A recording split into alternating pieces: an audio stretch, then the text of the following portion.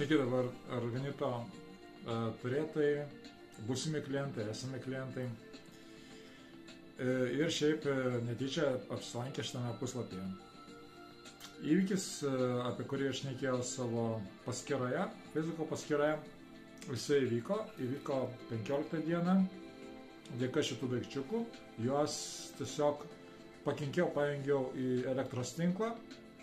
Aišku, netrumpinau elektros tinklą, tik tai pajungiau ir gaunasi taip, kad įdarbinau elektros laidus išnešioti Organito energiją po visą šalį, ten, kur yra elektros laidai, elektros energija. Kaip tai pasireiškia? Pirmiausia, kadangi ten dar gyvens magnetas tame prietaise, jisai atrodys nugara būtent taip. Magnetas bus viduje. Jisai permetė, sakysim, tą juodą dūmų dangtį apvertė aukštyn kojom. Tai yra energija, kuri spaudė mumis, dabar mumis kelia. Ta prasme, jinai atvirkščiai pradėjo veikti. Kas pasikeitė dar? Keletas žmonių rašė, kad sulėtėjo laikas. Iš esmės tai pasitiko dėl to, kad buvo mūsų laikas prispaustas iki 16 maždaug valandų režimo. Tai yra para praeidavo kaip 16 valandų, tai yra mums ir miego mažiau ir mes niekur nespėdom. O dabar jisai maždaug atsistatė iki 20 valandų. Kaip jaučiasi ateityje, gali išsitęsti iki 32 valandų. Tai yra para, bus tęsis laikas sustojęs, bus tiesiog viskas išlieta labai, nieko nereikės skubėti, mes visur spėsim, visiška bus ramybė ir turėsime labai daug laiko viskam. Ir pats laikas praeis maždaug kaip 30 valandų. Tai tokie pasitampimai į vieną ar į kitą pusę gaunasi. Na dabar mes tarsi susigrąžinam tai, kas galėjo būti pas mumis. Jau ne vienas žmogus rašo apie keistus visokius nutikimus erdvėje, kur sutinkami, daleiskim, žmonės, karts nuo karto ateina, prieš akis atsiranda, jie nueina ir vėl drąsimas atsiranda. Arba kažkokie tai keisti pojūčiai, keistas miegas, keisti sapnai. Kadangi dar praėjo nedaug laiko, tai nuo šito įvykio, tai realiai dar mažai galima kažko tai pasakyti, bet kas pirmiausia reiškia tai sulėtėjęs laikas, superinė savijauta, depresijos nebuvimas, šviesios mintis galvoje, daug entuzijazmo, daug energijos, nenoras, nėra tokio traukimo prie žemės, kaip sako žmonės, kad reikia padirbo, reikia palsėti, nusnausti ar kažkas tokio. Pagyvenę žmonės, seni žmonės su sunkesnėm lygom pradeda jausis geriau, pradeda kitaip mąstyti ir šnekėti, nes jie irgi buvo spaudžiami tų visokių esybių, kurios puikiai jautėsi senoje tamsioje erdvėje. Dabar jinai yra, tarytum, nupusta. Ir gaunasi toks vaizdas, kad, pavyzdžiui, įsivaizduotumėt miestą su daugiaaukščiais namais, užpūstas smėliu ir nieko nesimato. Ir dabar tas smėlis nupustas, kaip, pavyzdžiui, kaip Nidos kopas kažką tai slepia, daleiskim, ne? Tai dabar tas smėlis nupustas ir dabar visi namai tviska, viskas blizga, tiesiog blizga kaip saulė už lango pas jumis dabar. Tas oras neturėjo toks būti, jisai dabar yra ne pagal scenarių, ne pagal programą. Iš dalies. Na ir daug visokių įdomiausių įspūdžių pas žmonės, kurie daugiau mato, daugiau jaučia.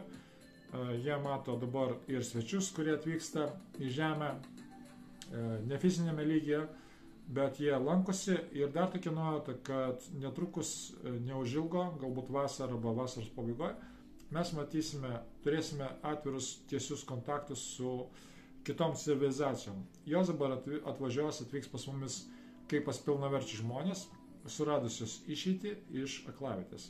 Aklavietė iš tikrųjų buvo, tų scenarijų juodų buvo pridaryta daug, bet dėka to, sakysim, tos kristalo energijos, kuri buvo kaip hybridiška padaryta taip, sakysim, kaip spąstai įspėsti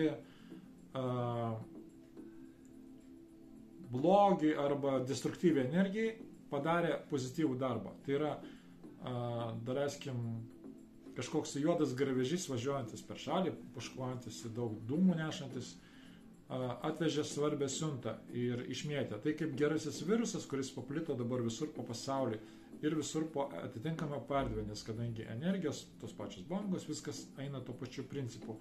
Ir jeigu jinai užkrėsta, jinai į viršų taip pat eina jau užkrėsta. Todėl satelitai dabar taip pat užsikrėtė tuo geruoju virusu, kitokią energiją ir netrukus jau prasidės realūs pokyčiai visų žmonių gyvenime. Nuo vieno to mažo čik.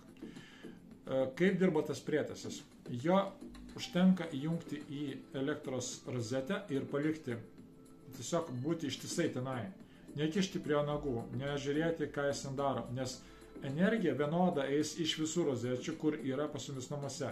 Ir jeigu tas daiktas bus įkištas į jūsų namų rozetę, tai jūsų įjungtas televizorius, net nežiūrinti tai, ką jūs žiūrėsite tenai, ar įprastinės žinias, ar kažkokį tai įdomesnį filmą, jis vis tiek spinduliuos gražią šviesią energiją. Ta energija, kuri jumis nemigdys, nenorės, kad jūs miegotumėt, o priešingai jums įneš gerų emocijų, gerų norų ir jūs nepavargsite būti prie televizoriaus ekrano. Bet tai nereiškia, kad reikia sodinti vaikus ir toliau leisti jiems žiūrėti žaidimus ir sėdėti arti prie pat ekrano, akis išpūtus. Ten vis dėlto yra vis tiek elektromagnetinės bangos ir jos nėra galbūt gerai, tas mirgėjimas ekrano nėra gerai akim, viskas su saiku. Bet iš esmės būtent, kas įvyko pasaulyje dabar, ta prasme, tas startas buvo tas pykšt Lietuvoje padarytas, kas įvyko, tai yra tas juodas dangtis dingo nuo mūsų ir liko baltas krištolinis. Ir kadangi tai atveria labai daug galimybių, tai įsivaizduokit, kiek, sakysim, naudos atneš žmonėm bendrai, mūsų šaliai, visais aspektais žiūrint, visais ten kaip galima. Daug visokių juodų dalykų, machinacijų nustos būti arba tiesiog ištirps projektai, sustos, užstriks ir nepavyks. Visi jo darbai išeis į paviršių, o geri plėsis atvirkščiai, atsilaisvina rankos, atsilaisvina galimybės ir tada padidėja šansai ir norai dirbti. Todėl prieš naujus metus dar kalbėtas filmas apie tokį nežinomą rytojų, kad reikia visiems žmonėms atvykti atgal iš užsienio į Lietuvą grįžti, buvo kaip utopija, tai dabar visiškai skamba realiai. Net aš pats netikėjau tą, ką aš pašnekėjau tuo metu, bet iš tikrųjų dabar viskas įvyko taip, kaip įvyko. Tik tai ne visi jaučiate, bet tas, kas turės rankose svarelį arba švytuoklę namuose, jūs pasižiūrėkite prie rozečių, prie televizoriaus, kada jie įjungti. Jau dabar bus gera energija. Jeigu turėsite šitą prietaisą, jisai veiks kontro erdvėje, tai yra nuo skaitliuko ir visi laidai, kurie išvedžioti po jūsų butą. Tai yra garantuotas poveikis, stiprus garantuotas poveikis. Visur kitur šiek tiek mažiau, kadangi yra atkirsta jungikliai ir, išsišakoja tą energiją ir ten nueina tarsi trupinėlis, nedaug, likučiai. Bet kada jūs turėsite vieną prietaisą namuose, jeigu namai nėra labai dideli, iki kažkur 120-150 kvadratų, tai šito vieno užtenka ir jisai per visus laidus padaro tokią pačią lygiaverčią energiją ir kur jūs beeitumėt, kur jūs bežiūrėtumėt, visi kampai, visos rozetės dabar bus pozityvės pliusinės, kaip žmonės mėgsta sakyti. Tai su tom aš jums ir sveikinau ir dabar dar vienas klausimas. Kadangi, savotiškai aš jums padedu, jūs padėsite man, tai kas norėsite, kas esat užsienyje, man bus dabar reikalingi pradžiai žmonės gyvenantis skirtingose kontinentuose. Tai yra Australija, Pietų Amerika, Šiaurinėje Amerikoje galbūt aš rasiu, kas paims, ten taip pat Islandija, ir galbūt ir į Afriką. Surasim, kas paimtų. Skirtingi kontinentai turi skirtingą savo elektros šaką, šaltinį. Ir kada vienas toksai daiktas atsidurs tenai, jisai tą virusą paleidžia, sakysim, užstiprina, kaip paturbina, padidina srovę. Tai daleiskim, vėl klausimas iškiltų, o kiek mums reiktų ten, daleiskim, turėti namas 9-aukštis? Jeigu 9-aukštis namas 2 laiptinės, vienoje laiptinėje vienas aparatas, maždaug. Jeigu norite daugiau savo turėti namuose džiaugsmo, euforijos, tada turėsite daugiau. Prasme, čia nuo jūsų apetito priklauso, bet visumoje pradžiai dabar nors tiek. Pradžiai į miestą po vieną, tokiu būdu išskaičiuosiu nepriklausomai nuo to, kiek žmonės norės ar nenorės, ar ten vienas norės daugiau sumokėti, bet būtinai turėti. Bet vis dėlto pirmumas bus svarba išmėtyti tolygiai po Lietuvos miestus ir po to taip pat į užsienį. Į kiekvieną šalį po vieną. Ir va tokiu būdu mes padarysime tinklą, kurį paskiau tankinsime ir ta mūsų energija tada kils. Ir mes būtent pasieksim būtent tą 1000 Hz dažnį, jisai dabar apie 330-350, pasieksime 1000 Hz dažnį, kada visi juodžiai tiesiog išdegs, tiesiog jie negalės būti šitoje erdvėje ir ten nebus jau net kada pagalvoti, ką padaryti dar ir kur gauti pavalgyti. Tiesiog net nesuspės, sakysim, susigriebti reikalingų daiktų, nesuspės pasiimti tualetinio popieriaus netgi, išbėgdami iš čia, iš tos erdvės.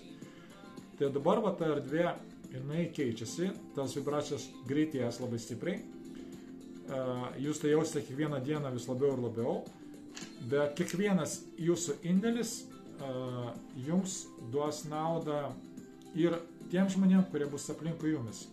Tai yra, kiekvienas iš jūsų įnešę šitą indėlį savo, jūs padarote gero kitiems. Aišku, man taip pat startui tai bus labai gerai turėti tą apykaitą, tą judėjimą, nes iš tikrųjų investicijos nemažos vis dėlto reikalingos bus, kadangi čia sudaromas toksai kaip hybridas sociumo technologija su žmonijos technologija, Atlantidos technologija, su dabartinė elektronika. Tai yra toksai kaip medūza, kaip konstruktorius, sudėtas iš daugelio detalių. Mažytis daiktas, atrodytų kas čia tokio, bet jisai apverčia viską aukštyn kojom. Tai šitas jau daiktas, šitas įvykis jau vyko, jo nepasuksim atgal, bet jeigu jūs norite kažkiek pastiprinti ir padidinti visus tos reikalus, pagražinti, paturbinti ir savo pasigerinti daugiau, jūs galite savo įsigyti. Pradžiai aš pirmumo teisę duosiu tiems, kurie jums po 5 arba po 10 vienetų ir paskiau dalinsi su draugais. Tai yra, nereikės man siuntinėti, eiti su kiekvienu voku, tiesme, įdėnėti į dėžutę po vieną daiktą, o kad paimtų po 5, po 10. Ir geriausia, kad tai būtų užsienio šalis. Nes tas išsiuntimas, tas išplatinimas dabar bus toksai strategiškai svarbus. Tai pirmieji žingsniai. Tai kol kas tiek. Jeigu bus kažkokie pageidavimai, rašykit viską į žinutės. Prašau, jeigu galite, nekomentuokite, kada norite įsigyti. Aš irgi norėčiau, aš tokia noriu, o ten nerašykite komentarų. Komentarai tai yra, kada jūs rašote po apačią atsiliepimus, ten daleiskim, pajutėt, nepajutėt, savo išsakot nuomonę. Bet kada jūs norite užsakyti, išreikšti savo norą, jūs rašote žinutę, tai bus jūsų ekrano dešinėje viršuje mėlynas langelis, rašyti žinutę arba žinutę. Ir ten jūs paspausite, įeisite į chatą ir tada bendrausite per tenai, ten liks visi susirašymai. Nes komentarai ne visi matosi, sistema ne visus jos parodo ir galimas labai atvejis, ypač dabar, kada bus šitas tempas užkilęs labai, toks, sakysim, savotiškai kaip ir kaip kažkoks juodasis penktadienis, kada visi norės šito prietaiso, tai bus sunku sugaudyti jūsų komentarą. Tai būkite atidus. Čia kalbu toms moteriams, kurios visą laiką rašo po apačią šito video arba nuotraukos. Aš irgi šito norėčiau. Vat nustokite šito daryti. Savo mintis pasilikite savo, o kada yra konkretus noras, parašykite žinutę. Noriu užsakyti. Prietaiso kodinis pavadinimas bus VRK. Wilhelm Reich Converter. Ir emblemą aš irgi įdėsiu paskiau vėliau, kuri kaip pilotinis projektas, kaip pirmasis projektas, išeis tokiu būdu. Galbūt paskiau vėliau pagražinsim, galbūt tobulės pakuotės ir visi kita. Produktas visiškai naujas, padarytas sausio 15 dieną, jis sausio 15 dieną įjungtas ir sausio 15 dieną viskas pasikeitė. Visi kiti video apie kažkokius ateivius, apie apie prezidentus kažkokius renkamus, tai visa tai yra priedai, tai yra tik tai kaip dekoracija ant torto. Pats torto pagrindas padarytas sausio 15, būtent čia, būtent Lietuvoje, būtent šiomis rankomis. Taip, pasveikinu su jumis atvykusius į kitą pasaulį, į kitą realybę ir padėsime gyventi dabar taip, kaip mes norime. Dėkoju jums uždėmesį, dėkoju, kad užsakote, dėkoju, kad supratote. Peržiūrėkite dar kartą ir dar kartą tą įrašą, jeigu kažko tai nesupratote, kažkas tai neaišku. Aš manau, atsakiau jau šitam filme į visus įmanomus iškilusius ateityje klausimus. Iki.